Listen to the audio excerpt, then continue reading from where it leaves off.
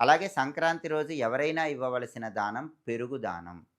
సంక్రాంతి రోజు పెరుగెందుకు దానం ఇవ్వాలంటే, మహాభారతం ప్రకారం ద్రోణాచార్యుడి భార్య అయినటువంటి కృపి తీవ్రమైన ఆర్థిక ఇబ్బందులు ఎదుర్కొంటున్నప్పుడు, ఒక మహర్షి చెప్పిన సలహా ప్రకారం మకర సంక్రాంతి రోజు పెరుగు దానం ఇచ్చింది.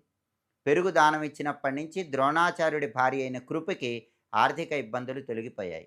ద్రోణాచార్యుడు వాళ్ళకి విపరీతంగా ధన మార్గాలు పెరిగాయి. కాబట్టి ఆర్థిక ఇబ్బందులు పోవాలన్నా, ఆదాయ మార్గాలు పెరగాలన్నా, ఖర్చులు తగ్గాలన్నా, మొండి బాకీలు తొందరగా వసూలు కావాలన్నా, సంపాదించిన ధనం నిలబెట్టుకొని బ్యాంక్ బ్యాలెన్స్ పెంచుకోవాలన్నా సంక్రాంతి రోజు తప్పకుండా పెరుగు దానం ఇవ్వాలి.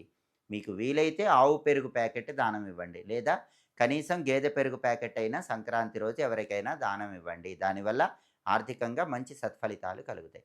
సంక్రాంతి రోజు ధాన్యం దానం ఇచ్చినా, వస్త్రాలు దానం ఇచ్చినా, గొడుగు దానం ఇచ్చినా, పాదరక్షలు దానం ఇచ్చినా, ఏవి దానం ఇచ్చినా కూడా గ్రహదోషాలు తొలగిపోయి ఉత్తమ ఫలితాలు కలుగుతాయి.